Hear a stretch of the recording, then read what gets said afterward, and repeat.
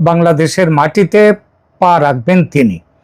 এই খবর আমি এই চ্যানেলে দিয়েছি বেশ কয়েকদিন আগেই। তার দলের নেতৃত্বকে দিল্লির পান্ডারা রোডের বাসভবনে ডেকে নিজের মুখে সে কথা বলে দিয়েছেন নেত্রী। আবার গতকাল বাহাউদ্দিন নাসিম, আওয়ামী লীগের যুগ্ম সাধারণ সম্পাদক, তিনিও এক সাক্ষাৎকারে বলেছেন এ কথা।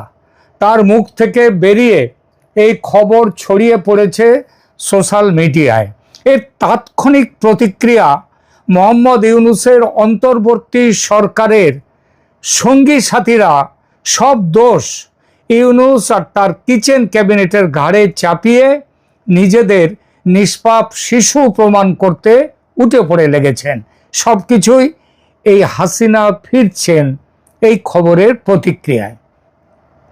এবং এই নিষ্পাপ শিশু প্রমাণের যে এখন একটা উদ্যোগ শুরু হয়েছে, এদের মধ্যে সাম্প্রতিকতম নামটি হলো ইউনূসের প্রাক্তন পররাষ্ট্র উপদেষ্টা মোহাম্মদ তৌহিদ হোসেন।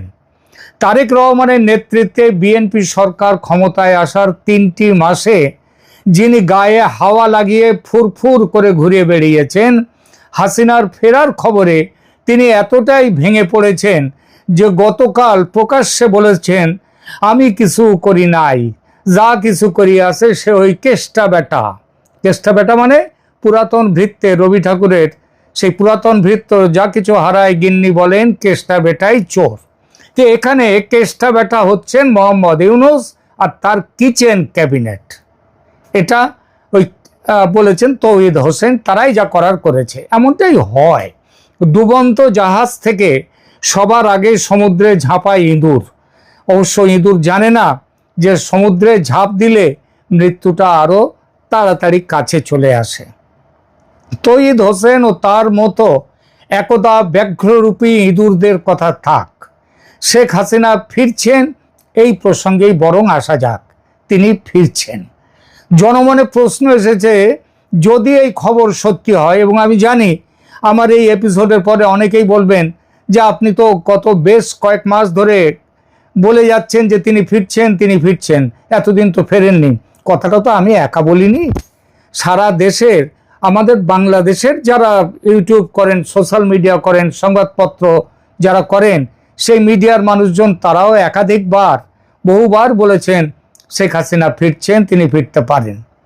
তো সুতরাং সেই কথাটা বাদ দিয়ে আমাকে কি বলা হবে না হবে সেইটা আলোচনাটা বাদ দিয়ে এখন প্রশ্ন আসে যে জনমনের যে প্রশ্নটা, সেটা হচ্ছে যদি এই খবর সত্যি হয় তাহলে কেন ফিরতে চাইছেন তিনি এই মুহূর্তে মৃত্যুদণ্ডের পরোয়া না করে? এখনও তো মৃত্যুদণ্ড বহাল আছে, এখনও তো আওয়ামী লীগের ওপরে নিষেধাজ্ঞা বহাল আছে। তাহলে তিনি ফেরার কথা ভাবছেন কিভাবে, কি জন্যে? ভারতের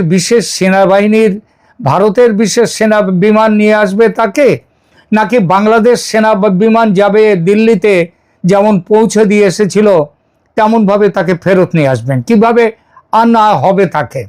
আন্তর্জাতিক বার্তা পেয়েছেন কি শেখ হাসিনা? পেয়ে থাকলে কি বার্তা পেয়েছেন তিনি? আজকের এই এপিসোডে আমরা খুঁজে বের করব এই পুরো দিকগুলো, পুরো বিষয়গুলো। শেখ হাসিনার ফেরার পেছনের আসল রহস্য, এটা কি তার ক্যালকুলেটেড পলিটিক্যাল মুভ, মানে ক্যালকুলেশন করে কি তিনি এই রাজনৈতিক এই মুভটা দিচ্ছেন, এই কাজটা করবেন? এবং এই খবর কিভাবে হতে চলেছে বাংলাদেশের ভবিষ্যৎ রাজনীতির সবচেয়ে বড় টুইস্ট, সেটা আমরা দেখব। প্রথমে বোঝা যাক বর্তমান নিখুঁত প্রেক্ষাপটটা ঠিক কী রকম। 2024 সালের 5 আগস্ট শেখ হাসিনা ক্ষমতাচ্যুত হন। অভ্যুত্থানের সময় বাংলাদেশ সেনাবাহিনীর একটি বিশেষ বিমান, এ খবরটা সবাই জানেন, তবু 2 বছর আগের ব্যাপার তো অনেকে ভুলেও যেতে পারেন, যে বাংলাদেশ সেনাবাহিনীর একটি বিশেষ বিমান তাকে এবং তার বোন শেখ রেহানাকে নিয়ে দিল্লির হিন্দন বিমান ঘাঁটিতে পৌঁছে দেয়। তিনি তখন থেকে ভারতে আশ্রয়ে আছেন। কিন্তু গত কয়েক মাসে পরিস্থিতিটা একদম বদলে গেছে। কীরকম? বাংলাদেশে নির্বাচন হয়ে গেছে, অন্তর্বর্তী সরকার নেই, তারেক রহমানের নেতৃত্বে বিএনপি বিপুল সংখ্যাগরিষ্ঠতা পেয়ে ক্ষমতায় এসেছে, 2/3 বেশি সংখ্যাগরিষ্ঠতা।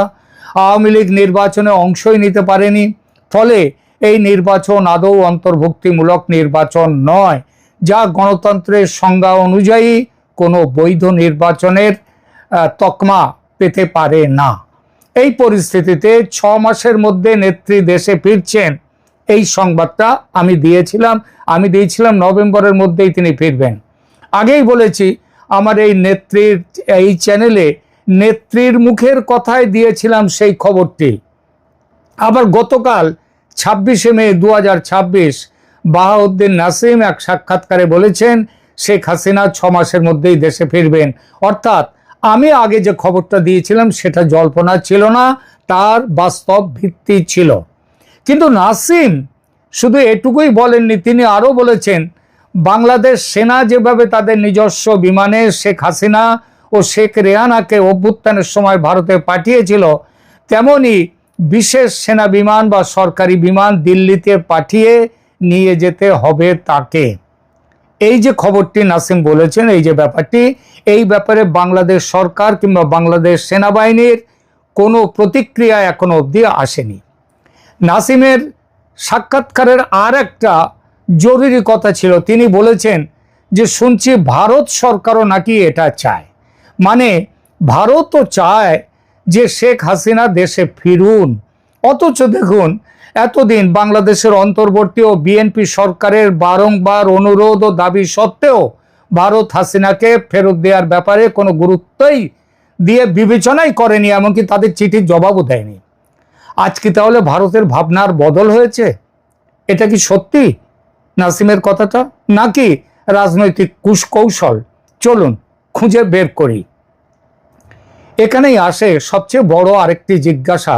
শেখ হাসিনার বিরুদ্ধে তো মৃত্যুদণ্ডের রায় ঘোষণা হয়েছে। 2025 সালের 17ই নভেম্বর ঢাকার আন্তর্জাতিক অপরাধ ট্রাইব্যুনাল তাকে মানবতা বিরোধী অপরাধে মৃত্যুদণ্ড দিয়েছে। তাহলে কি করে নাসিম বলছেন যে মৃত্যুদণ্ডের পরোয়া না করে হাসিনা যখন দেশে ফিরতে চাইছেন তখন ভারত তাকে আটকে রাখবে না? এই কথা কি করে বলছেন? এতদিন তো ঠিক এই কারণের জন্যই ভারত এই ফেরত দেওয়ার ব্যাপারটাকে পাত্তাই দিচ্ছিল না। এখানেই বুঝতে হবে হাসিনার ফেরা আজকের আর শুধু আইনি বিষয় নয়, এটা রাজনৈতিক গণিত হয়ে দাঁড়িয়েছে। এই গণিতে শুধু বাংলাদেশ নয়, আন্তর্জাতিক স্বার্থ আছে। মনে রাখতে হবে 2024 জানুয়ারিতে যে ভোট হয়েছিল বাংলাদেশে, সেই ভোটে হাসিনার বিপুল জয়ে শুধু ভারত যে অভিনন্দন বার্তা পাঠিয়েছিল তা নয়। যদিও বাংলাদেশে রটে, তখন তো ভারত দাঁড়িয়েছিল হাসিনার পাশে।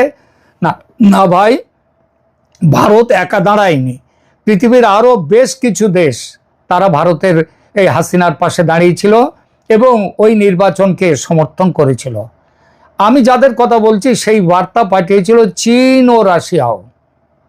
চীন নিয়ে জামাত, এনসিপি, বিএনপি যতই উচ্ছ্বসিত হোক না কেন, চীনও চায় বাংলাদেশে একটা স্থিতিশীল সরকার থাকুক, মৌলবাদ মাথাচাড়া না দিক।